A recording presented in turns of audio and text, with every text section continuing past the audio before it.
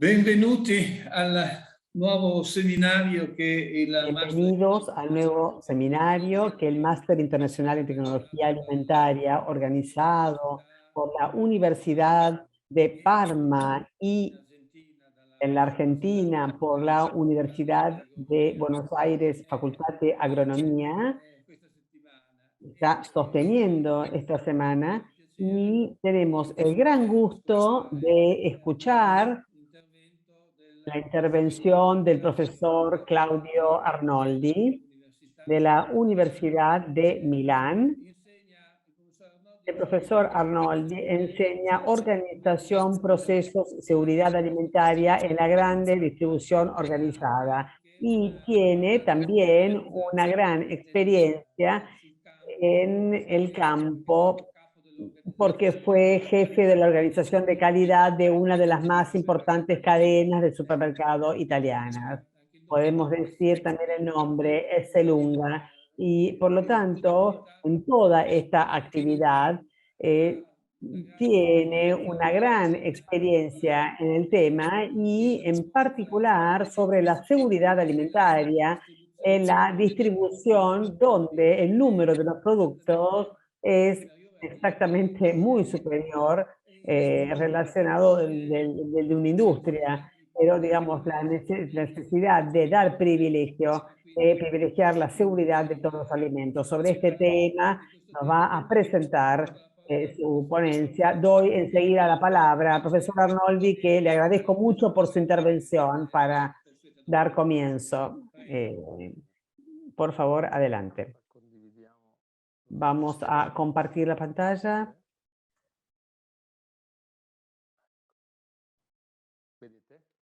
¿Ustedes ven? Sí, sí. Bene, grazie. Allora, processo e sicurezza Bien, entonces, los procesos y seguridad alimentaria en la gran distribución. Como se dijo poco antes, la gran distribución trata de un gran número de productos y maneja una serie de procesos que entre sí son complejos y que se van tocando, logísticos, de producción, de venta pura.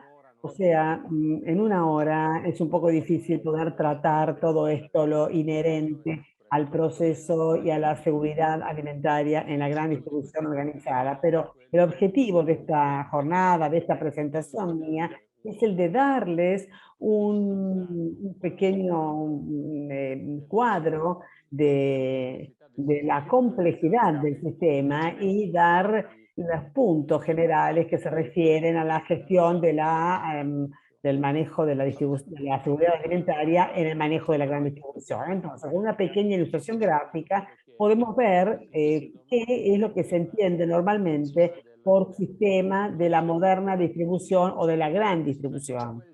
Es ese sistema que pone en relación al productor con el consumidor final y se articula en diferentes fases, como decía antes, que a veces se interponen, digamos, se tocan, a veces son una seguida a la otra, y aquí vimos tres fases principales: una fase de aprovisionamiento, una fase logística y una fase de venta. Estos tres elementos los vamos a ver en diferentes momentos en el transcurso de mi presentación. Entonces nosotros sustancialmente hoy vamos a analizar los títulos de estos temas, que en una hora es lo que podemos hacer, porque normalmente este curso prevé 30 horas de clase. Entonces imagínense, vamos a tener una treinta parte, digamos, pero vamos a tratar de dar un cuadro general de la problemática. ¿Cuál es el sistema que en la gran distribución diferencia del retail tradicional? Ante todo porque hay grandes volúmenes tratados, se tratan grandes volúmenes importantes. Esto significa del mismo artículo hay muchos, o sea, por artículo se entiende el producto comercial que se administra, es vendido. Luego hay muchas piezas de este artículo, muchas piezas, son grandes volúmenes los que se manejan y además en la gran distribución, que es una forma de organización del retail, no tiene solamente un punto de venta, sino que tiene muchos puntos de venta. Entonces se tiene una complejidad de volumen dictado por la numerosidad de cada uno de los artículos y por la multiplicidad de puntos de venta que son manejados y que de la mismo modo. Entonces, ¿qué es lo que requiere este sistema? Que es un sistema complejo, sin duda. Requiere instrumentos de gestión adecuados, tanto a nivel central como periférico, porque lo que distingue la gran distribución es la organización, y la organización, como todos los sistemas organizativos de seres vivientes, necesita una central de gestión, un cerebro que administra todo, y toda una serie de instrumentos periféricos que van a completar ese sistema. Además, en el término en italiano, porque en inglés la gran distribución se entiende más como retail, es decir, como acto de reventa y venta, pero en italiano se considera el término distribución. Este término distribución contiene en sí mismo un elemento que lo distingue, que es el logístico, o sea, el hecho de que el producto físicamente tenga que llegar al consumidor. Tanto es así que una forma mucho más reciente de distribución es la de la distribución que ni siquiera hace recurso a los puntos de venta, sino que llega al consumidor final directamente a través de un sistema logístico y de gestión que pasa a través de la compra online. Por lo tanto, de todos modos, hay un instrumento logístico que debe ser eficiente. Además, porque por lo menos la forma tradicional del retail moderno se distingue por infraestructuras de ventas que pueden ser supermercados, hipermercados, varias formas.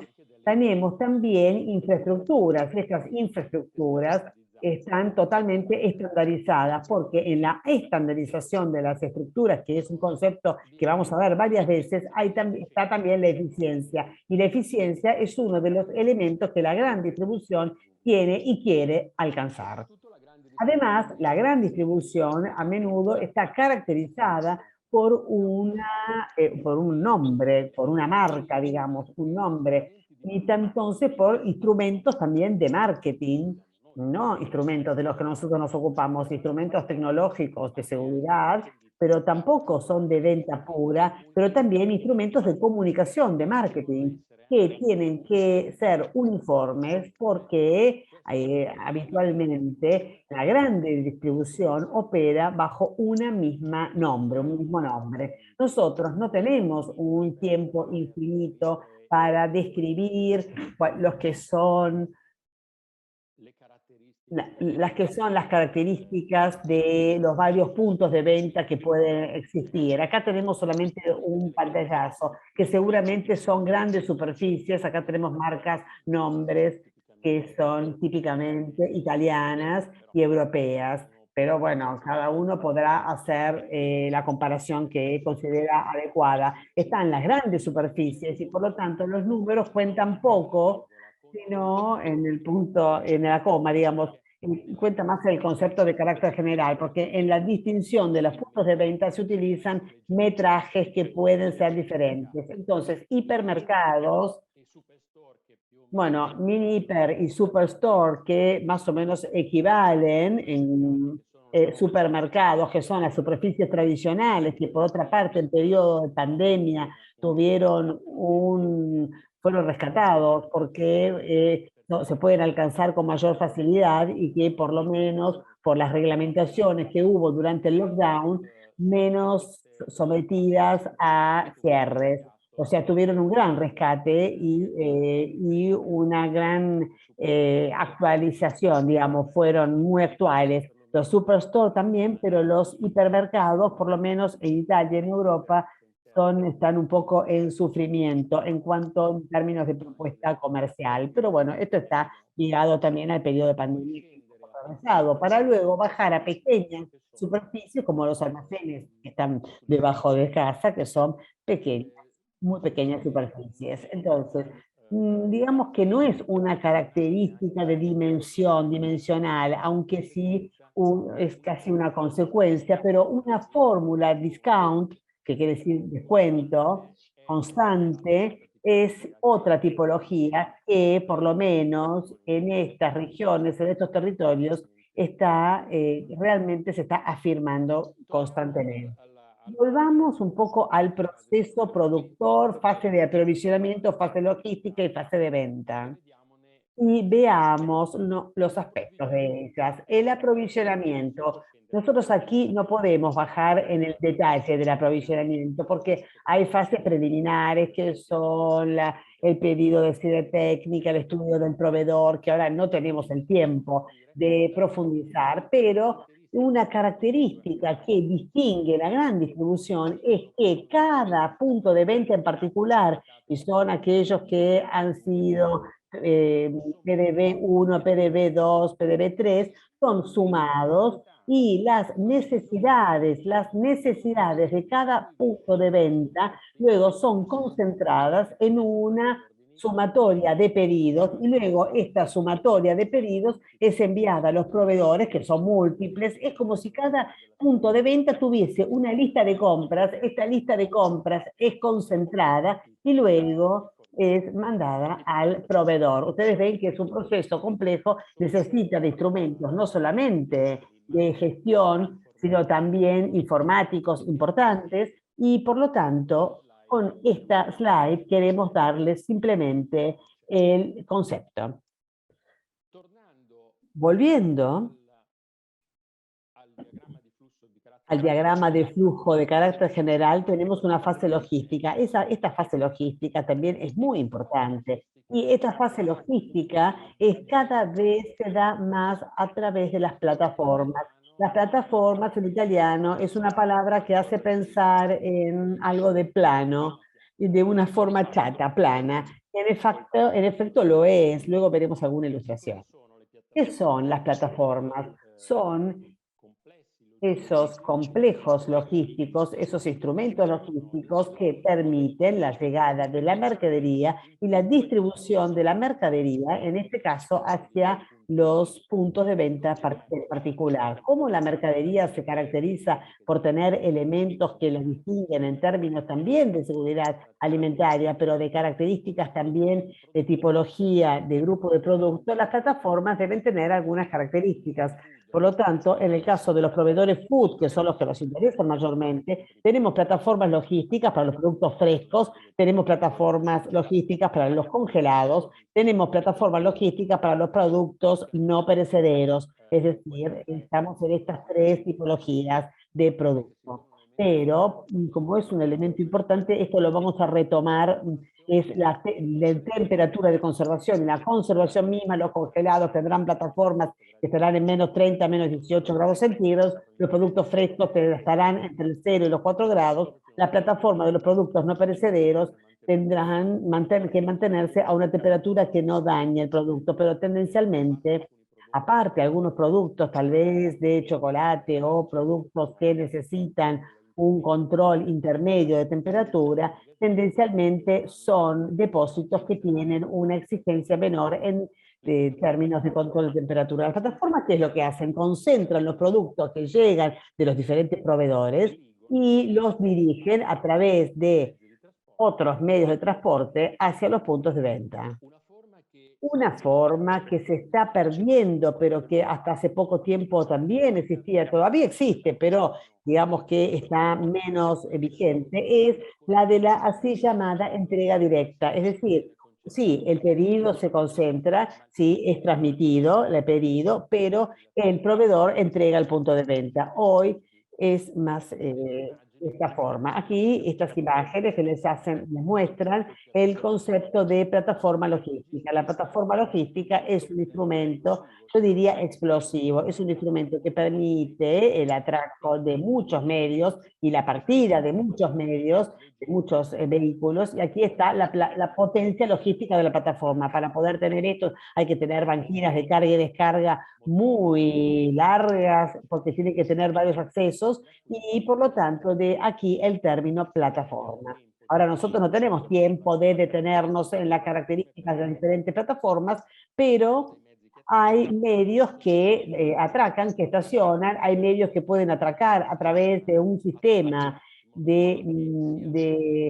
digamos que tanto la temperatura y los cuerpos extraños no entren en la plataforma misma, están como selladas, necesitamos superficies que necesitan disposiciones de los bancos y el estoqueo de mercadería en vertical, ahora lo vemos aquí, y los términos que son utilizados son los llamados FIFO o que en un caso Quindi i sistemi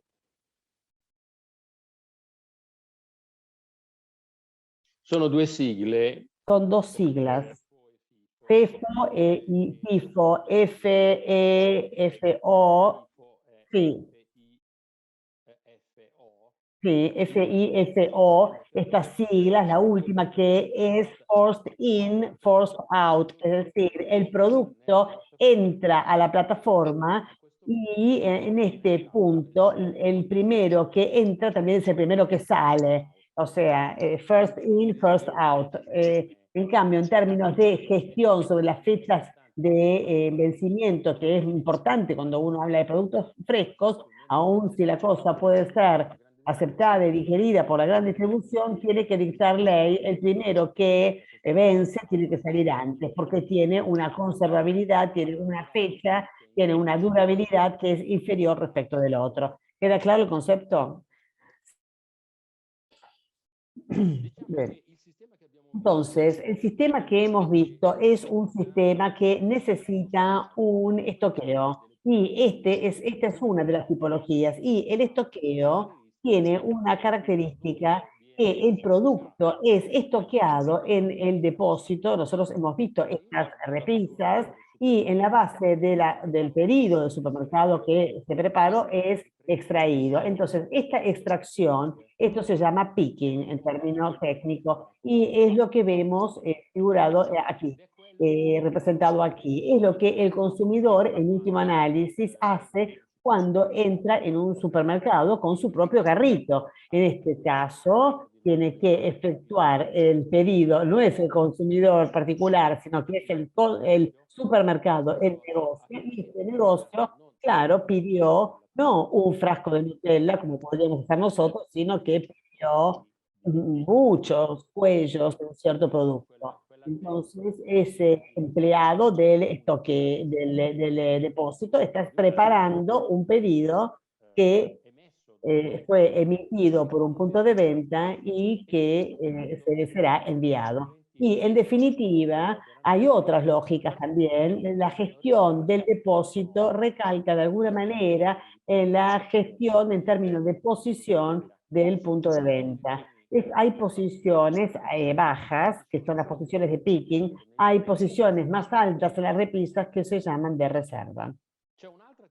Hay otra tipología principal, es decir, la tipología de estoqueo picking. Esta es la de cross-docking. Es una tipología en la cual, en cambio, y está en boga para los productos frescos, el producto no es estoqueado para nada, no tiene el tiempo de ser estoqueado, porque tiene una shelf life breve, tiene conservabilidad de pocas horas, no, pero de pocos días sí. En consecuencia, llegado a este punto, tiene que ser distribuido de la manera más eficiente posible. Esta es una actividad que se llama de cross-docking, es un cross, es un estoqueo en cross, o sea, donde el producto es simplemente brindado, concentrado por áreas de distribución, hay lógicas gestionales, pero de esto no vamos a hablar, y se difunden, pero lo que es importante es que el producto es luego, como vemos en esta ilustración, es luego puesto a piso, es ensembrado, no es estoqueado, se lo apoya en el piso, entonces este depósito que nosotros vemos cada día es llenado y vaciado en el transcurso de pocas horas. Por ejemplo, en el caso de fruta y verdura, por ejemplo, el producto llega no sé, dentro de las 2 de la mañana, hasta en ese tiempo, se apoya en el piso a las 2 de la mañana y según la organización de la cadena, pero entre las 2 y hasta las 6 de la mañana ya arrancó todo hacia el supermercado. En esto está la gran fuerza de la distribución y el concepto de frescura, lógicamente, la gestión cross-docking. No solamente los productos muy frescos son los que se administran con el cross-docking, también con los productos de alta rotación. Alta rotación significa productos que ruedan, rotan muy rápidamente, que se piden en gran cantidad y con grande velocidad. Por ejemplo, las aguas minerales en un periodo de verano. Por ejemplo, una forma mucho más moderna de depósito es la del depósito automático, así llamado depósito automático, que tiene un sistema totalmente administrado, de forma computarizada, se lo ve de tanto en tanto viajando en autopista, cuando se ven unos extraños monolitos blancos que son estos depósitos automáticos. Dentro, por lo general, están los autoelevadores, estos trasloelevadores se manejan en forma informatizada y computarizada. Estamos yendo bastante rápido, pero ya llegamos al envío y transporte a los puntos de venta. Hicimos actividad de picking, hicimos actividad de cross-docking y el medio de transporte arranca, parte y un par de veces por día, una vez máximo, una vez cada 2 días, alcanza el punto de venta. Normalmente la gran distribución, que se puede llamar así, varias veces por día.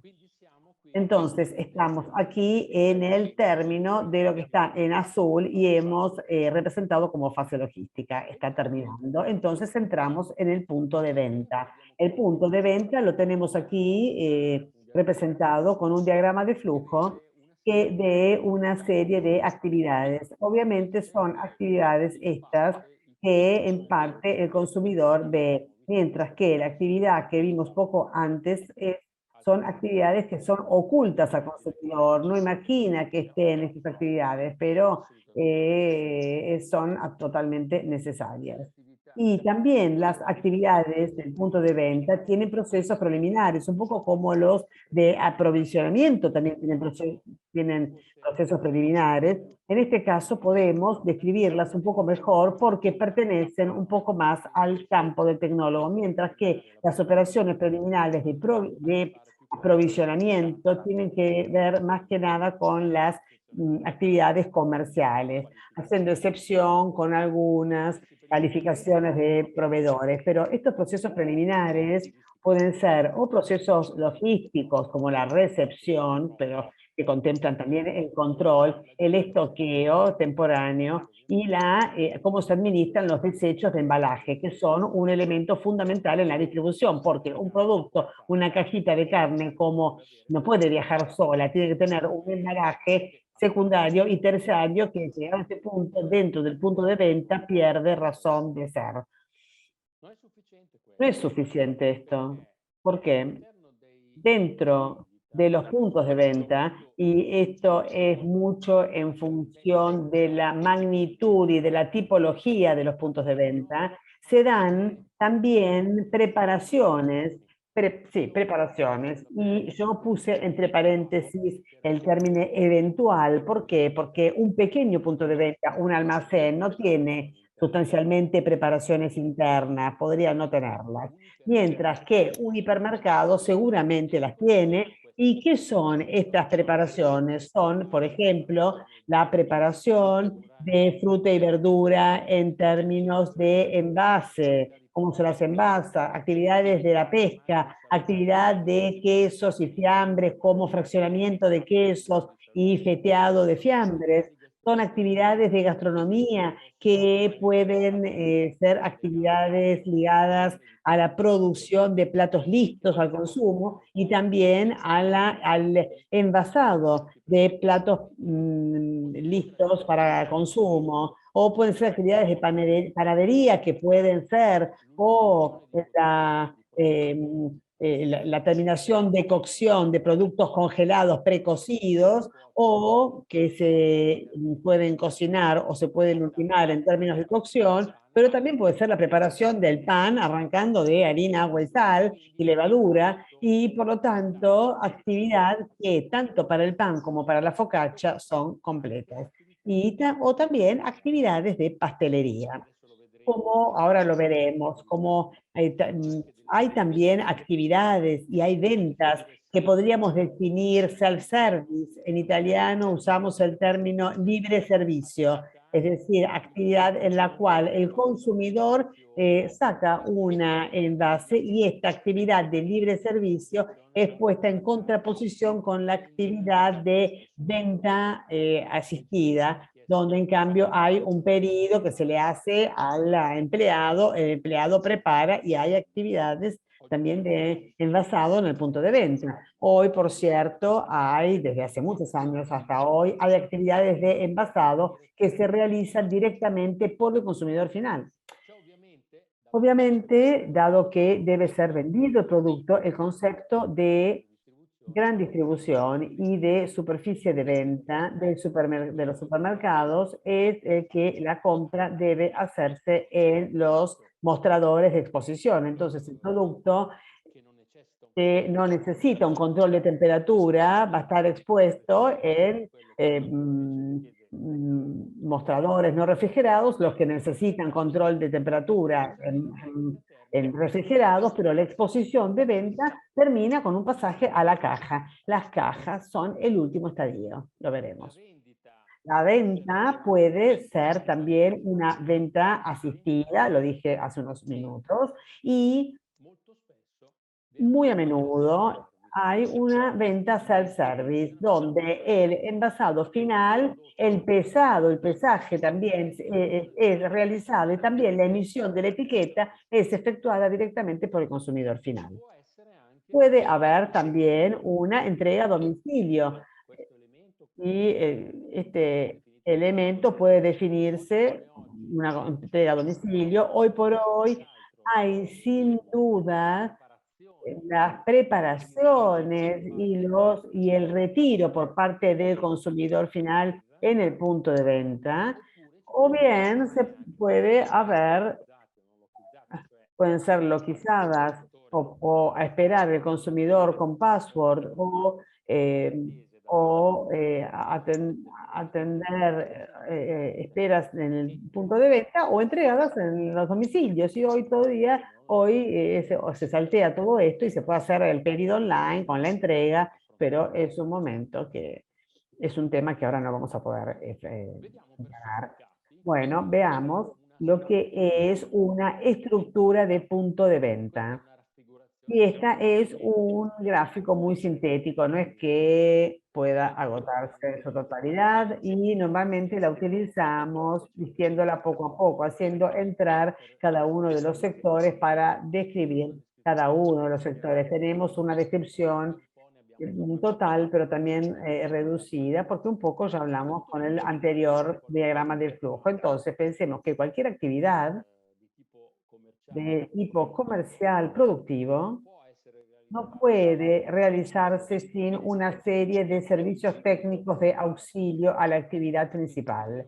Por lo tanto, si yo tengo en un sector de producción, tengo un pasteurizador, tengo que tener una caldera que genere el vapor para poder pasteurizar el producto. O bien, en este caso, esto distingue no solamente la distribución, pero con más razón la industria, pero también en la distribución hay también ambientes técnicos, hay ambientes de personal, hay oficinas de tratamiento de desechos, de movimentación, que no son actividades de venta, pero que son absolutamente necesarias para poder permitir la venta misma. Las mercaderías tienen que entrar, por lo tanto habrá una entrada de la mercadería, la parte más alta del dibujo, hay una recepción de la mercadería, hay un área de movilización y estoqueo temporario, es decir, podría haber en el imaginario colectivo el hecho de que el punto de venta tenga un depósito. A veces, por lo general, no tiene el punto de venta un depósito. Lo que sucede en el punto de venta es lo que es un poco ese cross-docking que vimos como forma de movilización logística. Hay muy poco espacio por lo general, porque el aprovisionamiento es continuo. pero también, y por lo tanto, la mayor parte del producto está absolutamente dentro del punto de venta mismo, no está atrás. Atrás está solamente como un área de movilización y estoqueo temporario. Pero como este estoqueo temporario puede prever también el control de la temperatura, obviamente hay celdas frigoríficas que controlan la temperatura y deben mantenerlo, porque el producto, aún por pocas horas o por algún día, tiene que estar conservado en condiciones de temperatura controlada. Por lo tanto, luego está el área de venta. Yo hablaba de las preparaciones, están esos tres elementos que están sectores especializados, venta asistida, verde, azul y rojo, son la representación sintética de, no sé, de un sector de fruta y verdura, un sector de panadería, gastronomía, y están posicionados, están al lado del perímetro, pero no es una condición en absoluto sine qua non. O sea, es una condición que está, pero en algunas tipologías de propuesta comercial, los sectores especializados son islas dentro de un punto de venta. Ahora, saltemos, visto el poco tiempo, vayamos a la exposición tradicional, es decir, los mostradores que tenemos en vertical, los que son de libre servicio, los que son de temperatura ambiente controlada.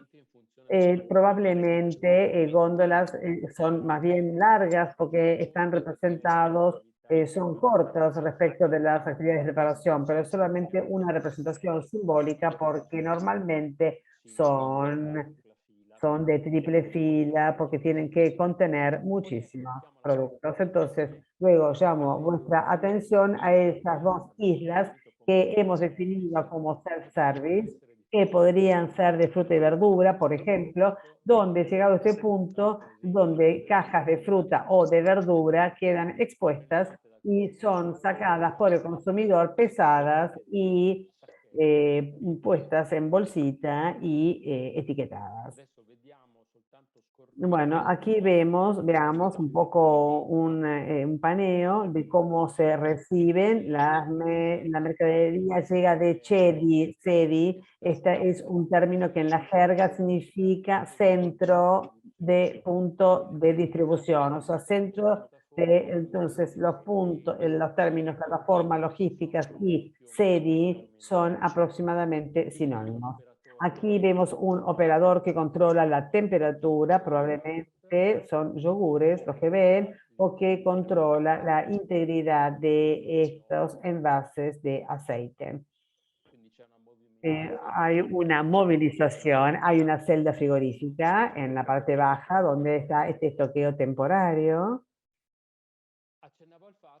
Les decía que no existen productos que no tengan un embalaje secundario, aún si obviamente las exigencias ambientales y de gestión que tenemos hoy llevan a reducirlo al mínimo, pero en los puntos de venta se tiene una gran generación de embalajes que deben ser manejados y trabajados en forma diferenciada. Decía que antes que las preparaciones, ahí ven ustedes el carnicero que está feteando carne, está cortando, pueden ser también preenvasada. Ven acá tenemos en la parte baja algunos envases ya realizados con su etiqueta y en cambio atrás bandejitas que tienen productos gastronómicos propuestas a la venta, para venta asistida, con asistencia. Aquí nuestra imaginación, pero también nuestra experiencia nos lleva a recordar las actividades que todos nosotros vemos cuando entramos en un supermercado. Los productos que han sido preenvasados a nivel de punto de venta son luego llevados y esta operación tiene contenido de seguridad alimentaria no indiferente porque requieren de una temperatura controlada. Esta operación debe hacerse en el tiempo más rápido posible. La venta asistida tiene componentes de gestión de higiene que no son indiferentes. ¿Qué hay que hacer? Hay que controlar los vencimientos porque los productos que están en las góndolas tienen que ser vendidos dentro de la fecha de medio de conservación y de vencimiento. Entonces, no hay solamente una actividad de aprovisionamiento, sino de control del producto que está en la góndola. Luego hay precisas reglas de disposición y las góndolas deben estar limpias y en orden y no debe haber estar infectados. Lógicamente, las temperaturas deben ser controladas. Si hay una venta asistida, como en este caso, el personal debe tener conocimiento no solamente de las normativas sanitarias, sino que también debe tener conocimiento de una serie de informaciones, como también la de los alergenos. Es muy importante. La venta self-service es una elección de cada organización en particular, puede también no estar. Los campos más frecuentes de la venta self-service, como vemos en la imagen a lo alto a la derecha, consumidor poniéndose guantes, prepara en su bolsita, es una actividad que son las actividades más frecuentes, son las de fruta y verdura y las de panadería. Luego hay un pasaje a las cajas, no podemos detenernos, pero esto es una gran revolución, pero hace 40 años, es la del código de barras. A través del código de barras, cada producto, sea envasado en el punto de venta y con mayor razón preconfeccionado por parte del productor, tiene una identificación propia unívoca y por lo tanto a este es asociado todo el sistema informático que permite la transacción comercial del producto en la caja. Hoy una forma es también el FSM, que cada consumidor está en condiciones con un escáner individual de escanear su propio compra, luego hacer el self-scanning, o sea, llegar a la transacción comercial, salvo controles, directamente sin pasar por cajas. Entonces, vimos el proceso. Ahora entremos un poco más en el detalle de la seguridad alimentaria. Tenemos 20 minutos para hablar de esto. Entonces, aquí tenemos que considerar que, como decíamos al principio, el sistema es bastante complejo y ha sido enfrentado a varios niveles. Ustedes saben mejor que yo, porque obviamente forman parte de toda información del tecnólogo alimentario, que el proceso de evaluación de los peligros y de los riesgos es un proceso que involucra, y es un tipo de proceso por sí mismo, pero también es aplicado a los procesos de la organización.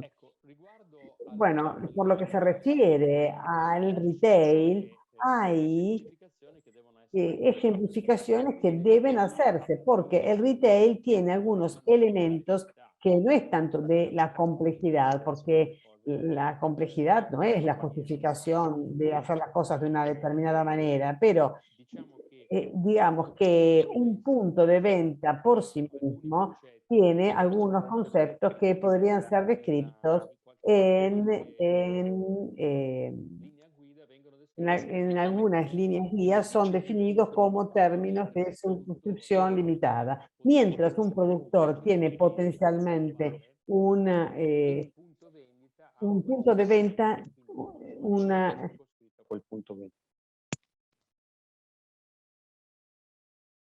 Bacino d'utenza, per bacino d'utenza... Cuando él habla como de cuenta de, por bacino de utenza, se entiende el grupo de consumidores que puede ser alcanzable por ese punto de venta. Por eso se distingue por un área geográfica, en el sentido que el supermercado puede ser de barrio, puede ser ciudadano, puede ser un hipermercado que tiene un alcance. Ok, va bene, come... lo digo, claro, en términos geográficos, bacino quiere decir cuenca, pero quiere decir alcance, ¿no es cierto? El alcance sería el alcance de consumidores que puede tener, digamos, a quién puede llegar, sería el número de consumidores, pero no solamente ello, la distancia de consumidores que pueden ser alcanzados por ese punto de venta, que es estudiado cuando digamos, para garantizar la subsistencia comercial, se analiza este alcance de posibles compradores para poder pensar en su facturación, etcétera. Entonces, pues, si nosotros llegamos a este esquema que es tomado de esta comunicación de la Comisión Europea del año 2016, la así llamado la C278/01, la seguridad para el sistema Food Same FSMS se basa en una pirámide. Se puede representar con una pirámide donde a la base están los programas de prerequisitos, que así como están definidos por el Codex Alimentarius, pero también por la ISO 22000, como programas transversales que garantizan la seguridad alimentaria, tal vez no en forma específica, sino en manera eficaz, por lo menos, están a la base de este sistema para la seguridad alimentaria. Obviamente, junto a otro principio fundamental en la organización comunitaria, que es el reglamentado por el reglamento CHE 178 del 2002, que es el que define el sistema de alerta, la trazabilidad y la comunicación. Entonces, estos dos elementos, los programas de prerequisitos que han sido introducidos en Europa por el reglamento CHE 852 del 2004 y que han sido bien explicados en su actuación por esta comunicación. Hay un pequeño en la comunicación del 2016, están a la base para el comercio. Por lo tanto, el programa de estos programas que ahora vamos a ver muy rápidamente. Bueno, además de esto, cuando es necesario, se aplican los procedimientos basados en el sistema HACCP, que podría ser la individualización de algunos puntos críticos de control que por lo general se definen CSP, o de algunos controles o de algunos PRP operativos, prerequisitos operativos, control de prerequisitos operativos que son un step inferior de criticidad, pero que pueden ser aplicados. Ahora veremos algunos ejemplos rápidamente. Para dar un marco organizativo de reglamentación a la comunicación de la 2016, le siguió la comunicación de la Comisión del 2020 que brinda orientación sobre la gestión para la seguridad alimentaria para las actividades del comercio.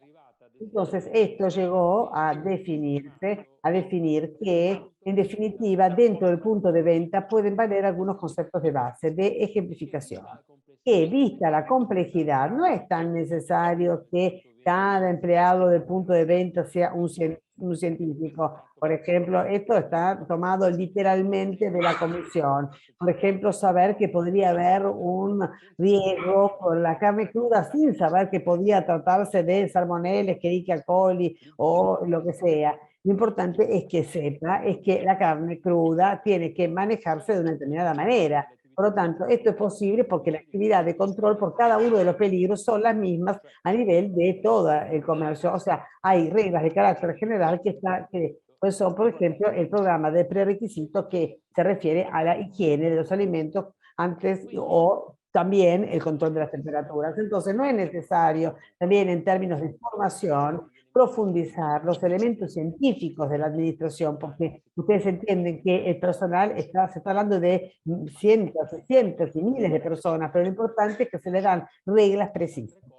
Luego, otras cosas son definidas como que los alergenos deben tratarse como un peligro separado, porque antes, hasta hace poco tiempo, eran considerados dentro del peligro del riesgo químico. Y los PRP deben estar en acto. Entonces, antes de una aplicación rígida del PRP, que ahora veremos un poco por encima, a este punto puede aplicarse un sistema simplificado. Y la eventualidad podemos aplicar algunos PRP operativos o algunos CCP.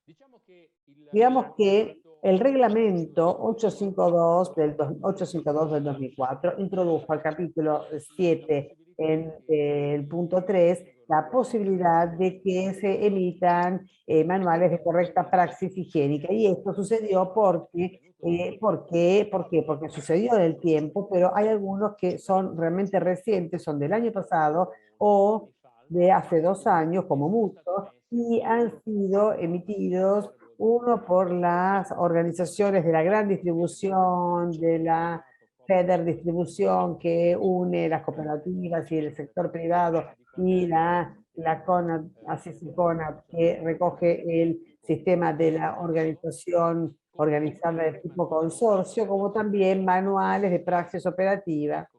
Bueno, ¿qué son? ¿Qué son los de Concomercio? ¿Por qué los cité? Porque estos manuales de correcta praxis operativa son los que deben aplicarse justamente en punto y letra para poder aplicar un sistema simplificado y no tener más de tantos CCP que representan un elemento crítico también desde el punto de vista del manejo, de la gestión, cuando en cambio en la industria es más simple. Entonces, no existen reglas de carácter general si no se hace referencia a esos manuales, pero no sabiendo cuál citar como predominante, no podemos dejar mal parado a nadie. Estos son los análisis de prerequisitos que se refieren a la normativa ISO 22021, que es la que se refiere al sector manufacturero, pero también de conocimiento universal, y son los que están citados por la comunicación de la comisión. Y son, entonces, más que verlos en este listado, corrámoslos rápidamente. Entonces, ustedes... Sí, sí, sí, sí. Ah, esatto, perché io non lo vedo, mi ha occultato. Todavía sí se veía el título, sí se ve el título. Lo tengo oculto por el cursor en alto. Las infraestructuras, entonces, fundamentales. Sin infraestructuras no se hace nada. Entonces, reglas que se refieran a cómo realizar el punto de venta, cómo hacerlo. Mantenimiento, porque la infraestructura va bien, pero hay que tener un plan de mantenimiento extraordinario y ordinario. ¿Qué quiere decir? Extraordinaria es la reparación cuando se da una falla. En cambio, el mantenimiento ordinario y programado es el cupón del automóvil, o sea, es lo que se puede prever, y entonces el reemplazo de los filtros, el reemplazo de los fluidos frigoríficos, algunas operaciones que se deben hacer de modo programado. Últimas, las de las calibraciones de los termómetros, de los instrumentos de medida como las balanzas, los calibrados.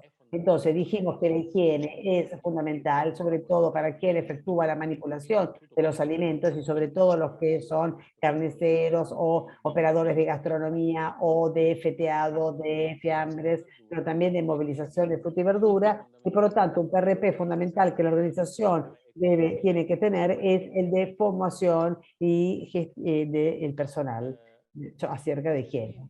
Un elemento fundamentalmente importante en los productos frescos es el de la temperatura, por lo tanto el control de las temperaturas de conservación, que es taxativo e importante siempre que se vea que un alimento necesita un control cuya pérdida de control, disculpen la redundancia, pero determina un problema de seguridad alimentaria, será seguido como un programa de prerequisito operativo, que no podemos ahora entrar en el detalle de lo que es un programa operativo, pero de CCP, pero como mucho una buena aplicación de un programa de prerequisito transversal y de mantenimiento de las celdas frigoríficas o de los mostradores frigoríficos es suficiente para poder administrar la cadena de frío. Hablamos de sectores donde la higiene es fundamental, por lo tanto la desinfección. Entonces, un requisito que dé cómo se tiene que sanificar y desinfectar, cómo se tiene que limpiar, cómo se tiene que enjuagar y desinfectar y volver a enjuagar todas las superficies en contacto, es absolutamente fundamental. Otro programa de requisito muy importante es la de la lucha contra los animales infectantes. Pueden ser roedores, pueden ser insectos que reptan o pueden ser que volan, pueden ser insectos de lotes cerealitos, de cereales o latas que pueden tener otro tipo de tipología de anidamiento. Entonces, todo esto es muy importante, tanto para una contaminación directa que pueda tener el producto, como también por una contaminación indirecta. Dejemos por último esto. Un programa de prerequisito es también el de control de los alergenos. En la Comunidad Europea se definen 14 grupos de alergenos principales y son los que están indicados en la etiqueta. En este caso, el peligro no es un peligro en cuanto tal, es un peligro para aquellos que son sensibles a este tipo de alergeno. Entonces, como la etiqueta le da la información y la información arranca del concepto de que el conocimiento del producto sea completo, sea tanto de la gestión como del contenido en términos de receta, es fundamental un programa de prerequisitos que cada organización de la gran distribución tiene que tener con el control de los alergenos. Otro elemento fundamental es el tema de la conservabilidad y de la shelf life, es decir, cómo se realizan productos dentro del producto de venta. Se tiene que definir la conservabilidad de estos productos.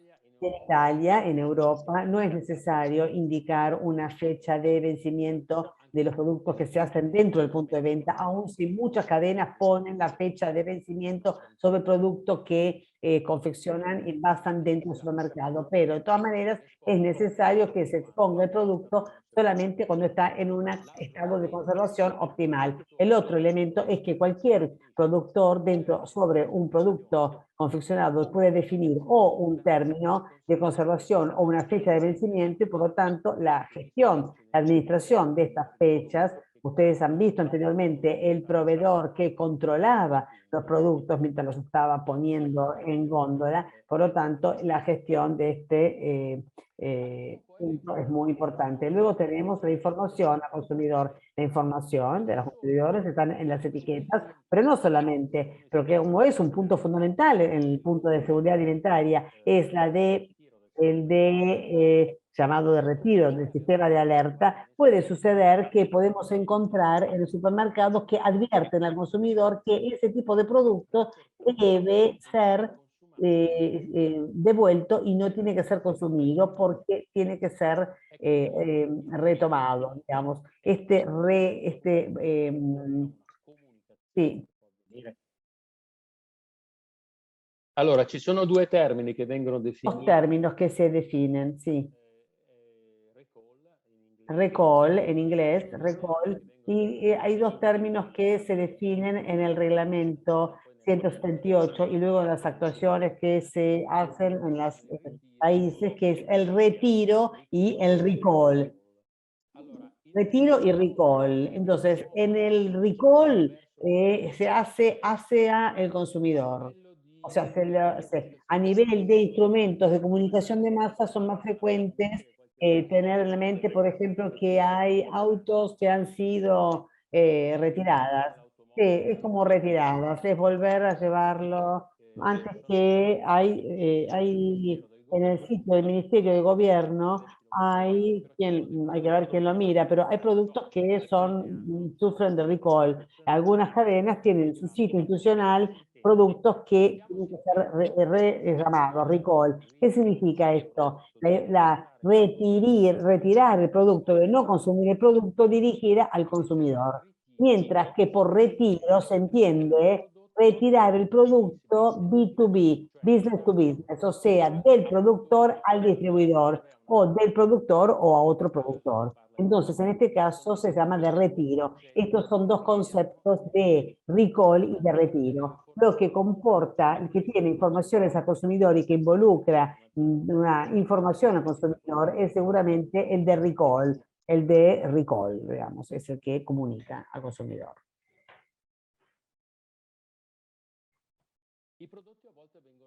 Los productos a veces son devueltos. ¿Por qué deben ser devueltos? ¿Por qué no han sido vendidos? porque no funcionaban bien, porque estaban dañados, y esta devolución también determina la necesidad de ponerse, digamos, en la red distributiva reglas para poder efectuar un proceso que haría falta otra hora para explicarlo, pero es complicado porque vuelve hacia atrás, entonces todo el sistema de distribución tiene el 99,9 periódico por ciento se realiza para llevar los productos desde el productor al consumidor final. Lo difícil es hacerlo ir al revés. Y esto a veces sucede y debe hacerse. Una forma particular de retorno del producto es la donación. ¿Por qué? Porque la donación que se definió con la nueva guía del 2020, definió mayormente, es el hecho de que un producto, no cuando venció, sino cuando todavía está o en su duración normal, sin vencimiento, o bien pasó el término mínimo de conservación, no el vencimiento, que son dos formas diferentes de indicar una fecha. Una es taxativa, el vencimiento, la otra es, se puede manejar, pueden ir hacia organizaciones que hacen uso benéfico y entonces se hace una donación y hay organizaciones que las reciben.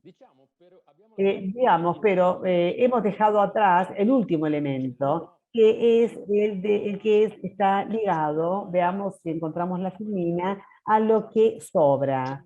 Entonces, a los métodos de trabajo. Bueno, hagamos un ejemplo solo. Hagamos un ejemplo de los alergenos, por ejemplo. Si los alergenos tienen que indicar, se tiene que indicar un alergeno en la etiqueta, se parte del concepto que ese señor que está en la segunda foto abajo, que hizo ese plato de ensalada rusa, haya hecho todo esto ateniéndose a una receta, porque si no, alternativamente, alguien que desarrolló una etiqueta la desarrolló sin condición de causa. ¿Por qué? Porque si los ingredientes no son los correctos, el resultado final tampoco va a ser el mismo. Entonces, tanto en términos cualitativos de calidad intrínseca, como también en términos de seguridad alimentaria, el resultado final no es el mismo.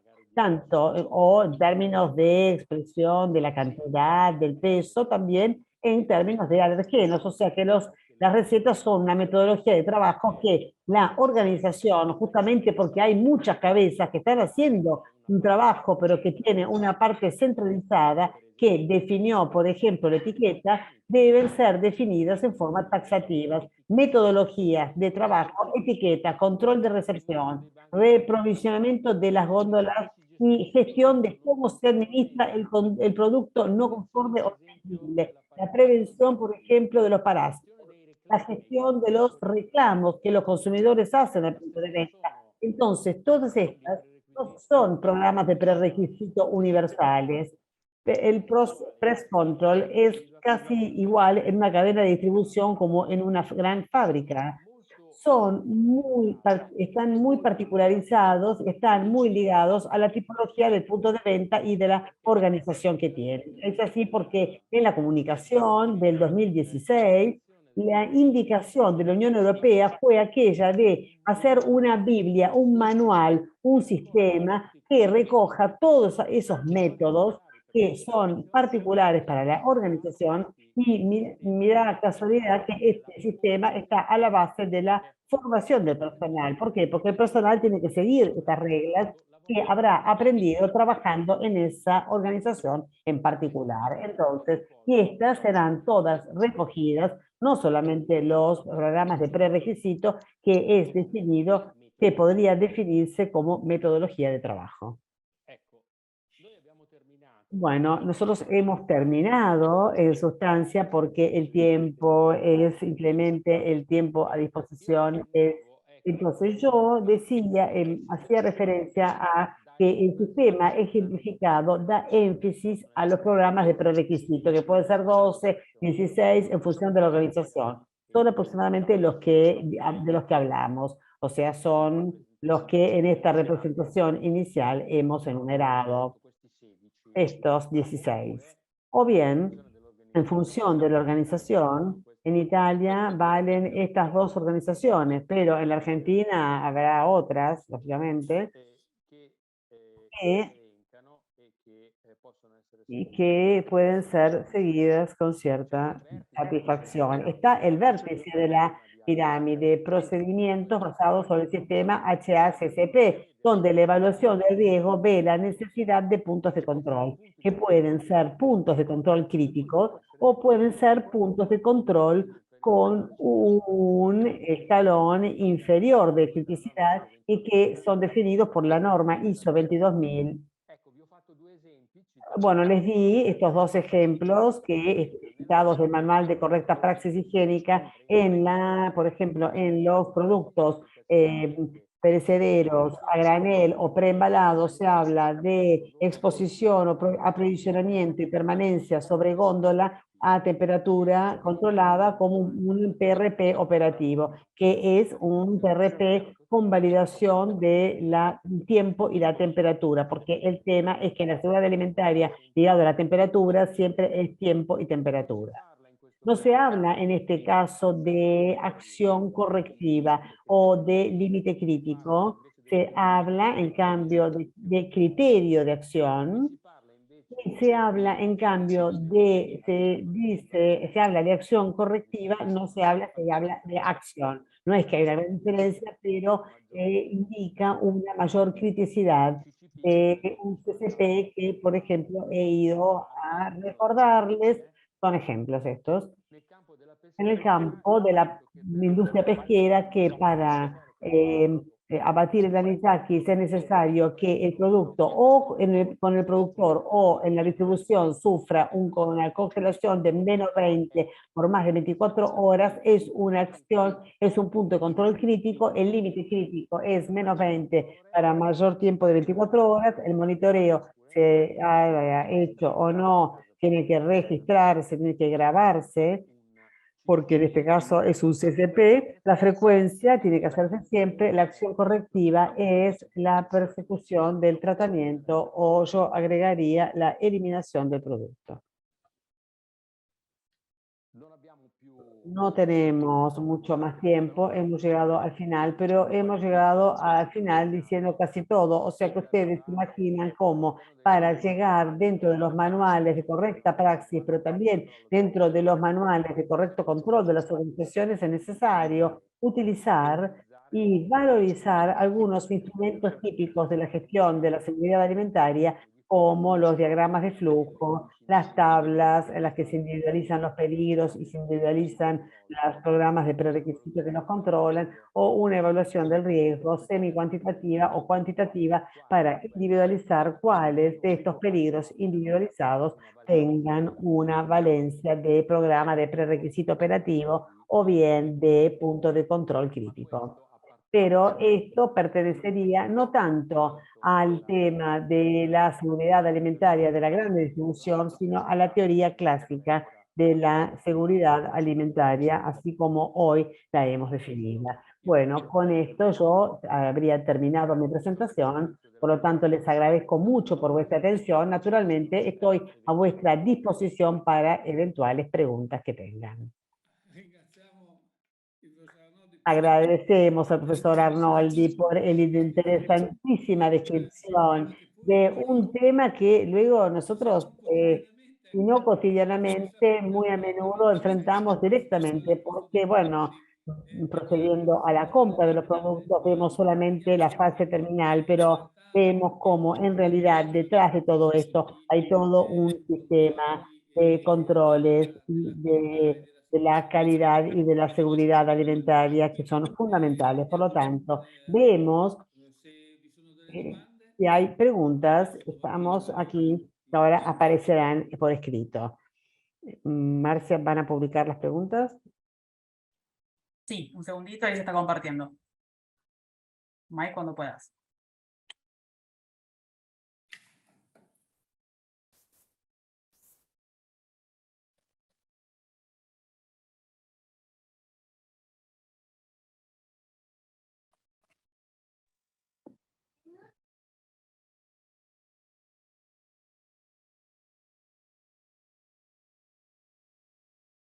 si utilizzano, sì, diciamo, si utilizzano, diciamo, le vicinanze senza agrotossici e se anche si aiuta a abbassare l'inquinamento per carbonio che si utilizza per il trasporto e anche così aiutare gli agricoltori e gli imprenditori nelle loro economie, se questo si valuta anche o se si osservano, se si osserva questo.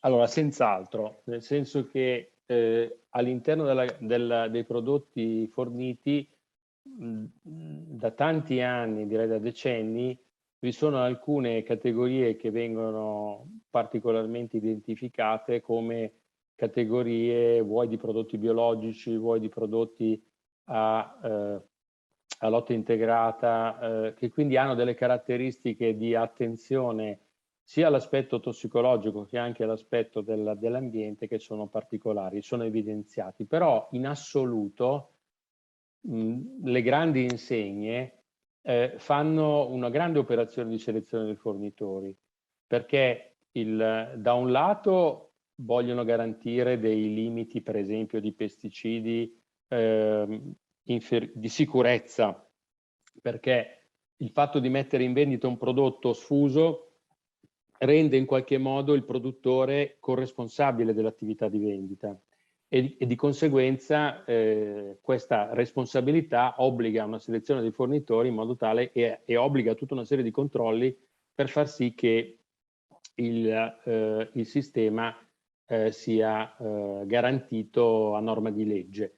Quindi o categorie di prodotti identificati magari da etichette particolari con caratteristiche peculiari, oppure in generale una certa sorveglianza. Se poi parliamo, al di là dei prodotti biologici che hanno una loro valenza dal punto di vista ambientale, ma se poi parliamo dell'attenzione all'ambiente, quindi anche alla riduzione, all'impronta ecologica, al contenuto di carbonio all'interno di ogni singolo prodotto, questi sono argomenti che non sono ancora, diciamo, esplosi in maniera totale.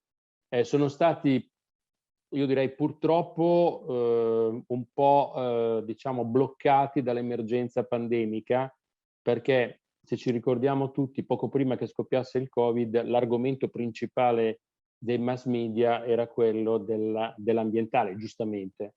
E adesso stanno ritornando in auge. Chiaramente qualunque sistema commerciale utilizza anche queste cose, non è un ente benefico un sistema commerciale. Un sistema commerciale è un ente che comunque cerca di realizzare del marketing intorno all'informazione. Però in questo momento c'è molta attività sulla riduzione dell'imballo, su imballi ecologici, sull'impronta ecologica dei prodotti e io credo che ce ne sarà sempre di più. Non so. Prodotto si può controllare allo stesso modo in un punto vendita piccolo che in uno grande grazie al GDO? Sí, sí, questo sí. Sí, esto claro que sí, porque el sistema está informatizado y por lo tanto el hecho de tener un sistema informatizado, digamos que la trazabilidad no debe ser garantizada a nivel de consumidor. La trazabilidad para el retailer se detiene en el saber quién fue quien entregó el producto y qué es lo que entregó, qué es lo que dio, no a quién se lo di, porque si no sería imposible. O sea, la trazabilidad, mientras que para el productor tenemos que conocer la trazabilidad antes de él y después de él. En el caso del distribuidor es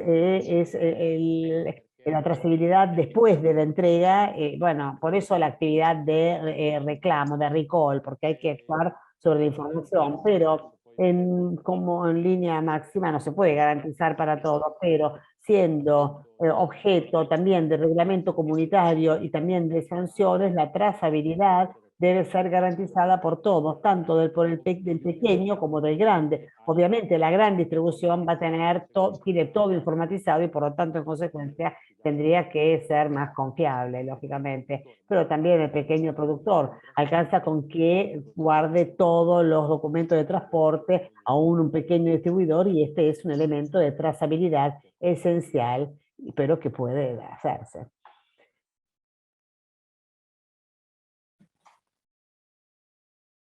ancora fare per migliorare la grande distribuzione? Ah, questo non lo so. Esto no lo sé.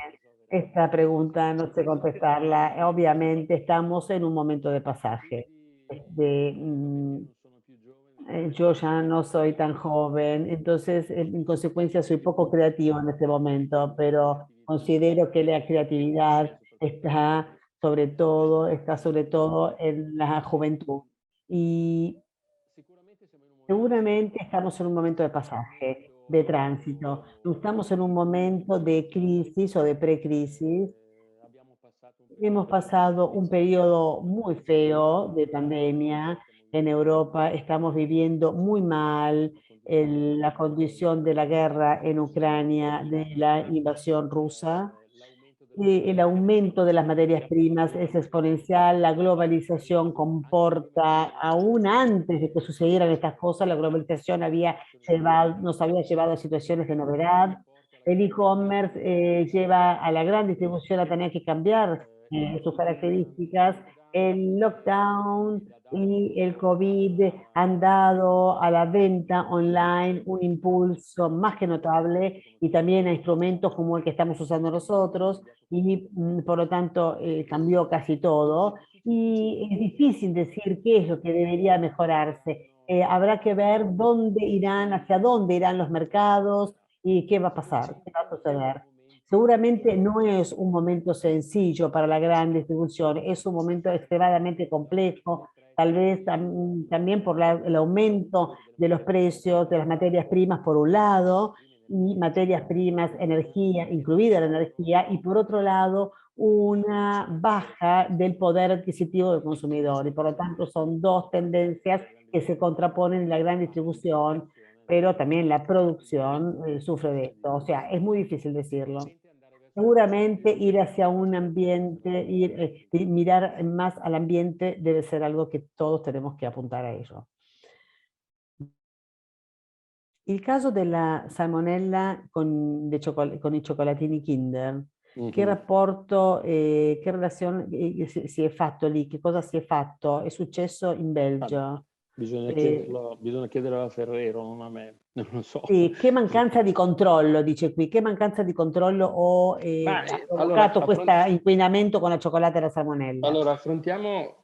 Entonces, estaremos un poco en sentido general porque no quisiera entrar en detalle que tal vez yo no conozco en los términos, mínimos términos.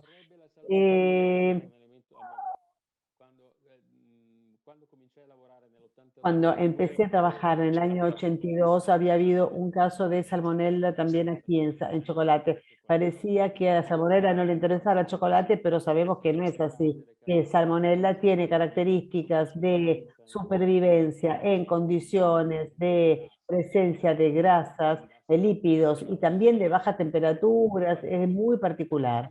Entonces, por lo tanto, la producción de chocolate Kinder, luego, bueno, no cambia nada porque, bueno, Kinder es polvo de cacao, pero bueno, es un elemento crítico. Esto es lo que yo puedo decir. Luego, entrar en detalle de por qué y el cómo, no puedo hacerlo. Seguramente la producción de chocolate está considerado por la normativa del British, del consorcio en la versión 8, es considerado un producto de alto control a temperatura ambiente. ¿Por qué? Justamente por este motivo. Es un producto que es conservable a temperatura ambiente, tiene una baja actividad del agua, pero no está exento de esta problemática. Luego, los grandes números juegan una parte importante. También en una empresa que tiene los criterios de seguridad muy elevados. Esto hace pensar que cuando se hace un análisis del riesgo y cuando se consideran otros peligros, es porque estos peligros existen realmente. Contesté de una manera un poco política, disculpen, pero no conozco los detalles.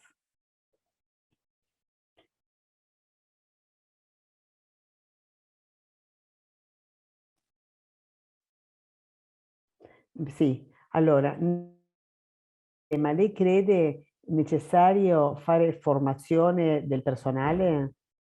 Necessario, fondamentale. No necesario, es fundamental. La formación, la capacitación del personal es un punto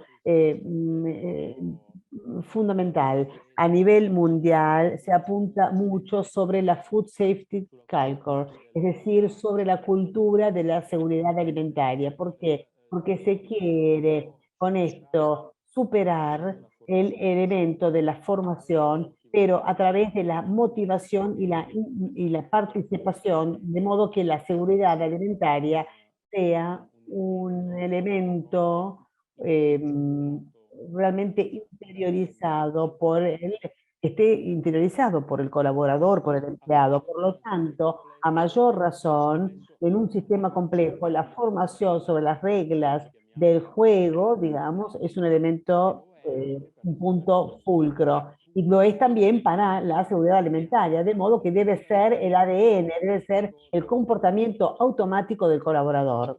Y esto pasa a través de, clásicamente, a través de la formación y capacitación, pero la capacitación no debe ser estéril, sino que debe pasar a través de la participación para que la persona se vuelva activa y no pasiva, no que acepte la capacitación como un elemento legislativo o una necesidad impuesta por las reglas, pero que haga un elemento suyo de comportamiento, y esta con mayor razón en un sistema complejo. Bene, dopo questo interessanti. Bueno, después de estas interesantes respuestas, sobre todo la última, ¿no? Que se remite un poco a la fundamental importancia justamente de la capacitación, de la actualización, del hecho de que nosotros mismos organizamos todas estas actividades para involucrar cada vez más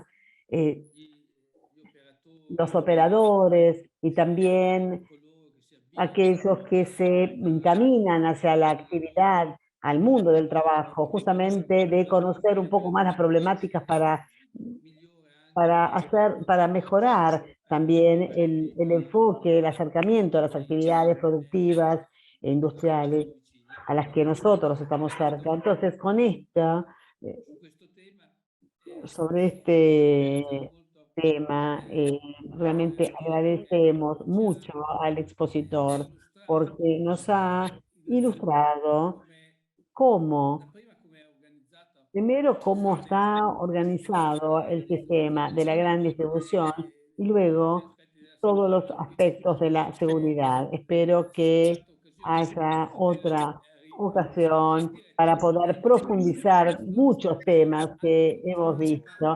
Hemos visto anunciar, pero que no había el tiempo y la posibilidad de poder ahondar en ellos. Eran tantos temas, de tantos posibles encuentros que pueden hacerse, porque realmente el conocer estas problemáticas es también en la Argentina, y comparar las experiencias argentinas con las italianas y europeas es una manera muy útil de poder difundir cada vez más una integración entre dos realidades que están muy cercanas. Le agradezco al doctor Arnoldi por su muy interesante presentación y agradezco también a la audiencia porque han dado su atención. Entonces nos volveremos a ver en 15 días para el nuevo seminario. Muchas gracias y hasta luego.